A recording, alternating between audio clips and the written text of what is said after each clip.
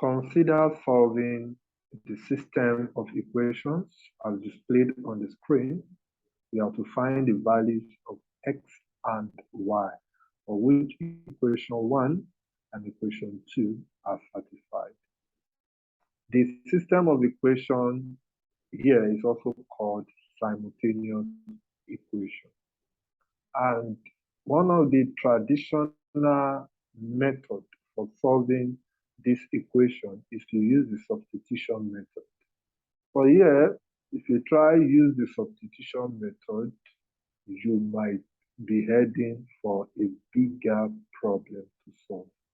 So we are not going to use the substitution method directly in this case. So what do we do?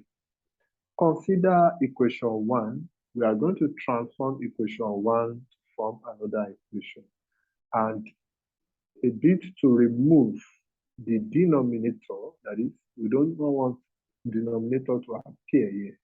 We are going to multiply the equation by an expression. And that expression is 4xy.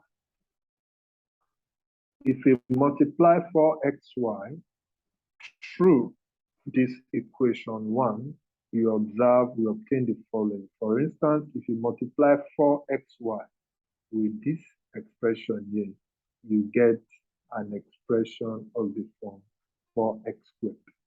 If you multiply 4xy with this expression, you get an expression of the form 4y squared. Okay?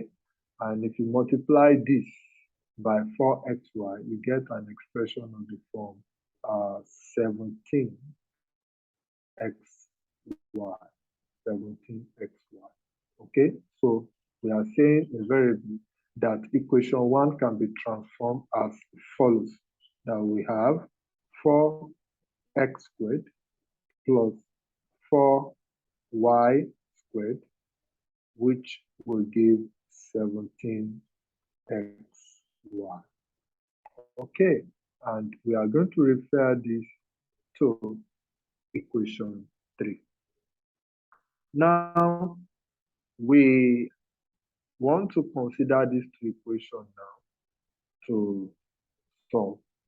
Now you observe that in equation 2, for instance, the equation is a quadratic equation in x because the highest power for x is 2. And it's also a quadratic equation in y because the highest power for y is also 2. So consider the other equation 2, and that's equation 3. You observe that it's also a quadratic equation in x and also a quadratic equation in y. So the question is, how do you solve this problem? Substitution will be difficult to use. Elimination will or might also be very difficult. So a simple way to look at these two equations is to remember that when you are solving simultaneous equations, you are actually getting to determine the point of intersection of two curves. What do I mean? For instance, let's consider this diagram. You have the x-axis and then you have the y-axis. Suppose there is a curve that appears to be this one, and let me call it curve C1, and another curve that appears to be this way, let's call it curve C2. Now, the point of intersection of these two curves is here. Okay? The curve, the C1 curve, actually expresses relationship between x and y of course this form. For instance, an equation of this form really is a relationship between x and y, and that can be represented geometrically, really. And also this is representing another curve too. So the curve, the point of intersection, will be the point where the two curves meet. And actually, they can meet in many occasions at more than one point. But what's the point we want to drive out is that as long as these two curves intersect at a point here, we can also find a line that will pass through these 2 points. And at the same time, the line passing through the origin. Such a straight line has the general form y equals mx. So, what is the point? That in addition to these two equations that we have, in addition to equation 2 and equation 3, we can introduce an additional equation, which is the equation of a straight line, such that that straight line also intersects the two curves at common points. So we have 3 equations to solve. Let me rewrite the equations here. The first one, which is equation 2, was x squared minus 4xy plus y squared, which is equal to 1. This is what we call equation 2. And the other equation, which is an equivalent form of equation 1, we said is going to take 4x squared plus 4y squared, which is equal to 17xy. And then we said since a line can pass through the common point of intersection of these two curves, we then introduce a curve which is y equals mx, where in this case m is a constant. Now, if the 3 curves will intersect at common points, then it is possible to determine the possible values of m for which the 3 curves intersect at common points. So we are going to label this equation, equation 3, as before, while we label this to be equation 4. So we substitute this equation 4, substitute in equation 3. If you do so, you observe that we have 4x squared plus 4. Instead of y, we then have mx, and then you square, which will be equated to 17x multiplying y. And what is y? Y is mx. Okay.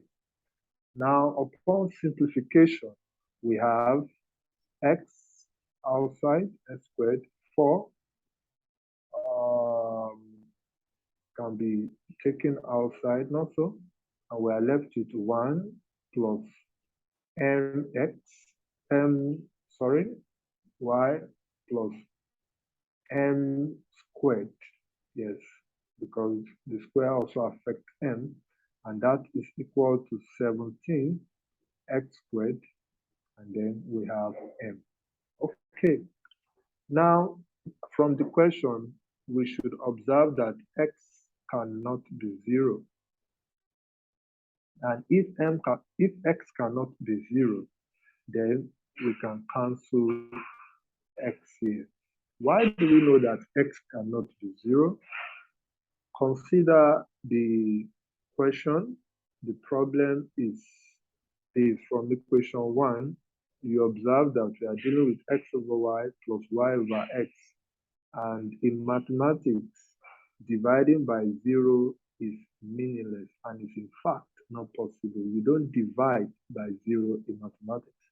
So since we have y over x here, definitely this is obvious that x cannot be 0 according to equation 1. So we are allowed to cancel out x here, x squared here. So as a result, the equation reduces to the form 4 in bracket 1 plus m squared, which is equal to 17m. Upon further simplification, we have 4m squared minus 17m plus 4, which is equal to 0. And if you factorize that, you observe that 4 times 4 is 16, and the possible factors that would be suitable for us here is minus 1 and what? And minus 16. So we are going to have factorizing, we have 4m minus 1 multiplying m minus 4, which is equal to 0. So the possible values of m satisfying the above equation will be 1 over 4, and m is equal to 4. So we have been able to determine the value of m. Remember, we chose y to be equal to mx, not so? And of course, the implication is that you then have y equals 1 over 4x, and you have another situation in which y equals 4x. Okay, now with this background information, we want to say for m having the value 1 over 4, we can substitute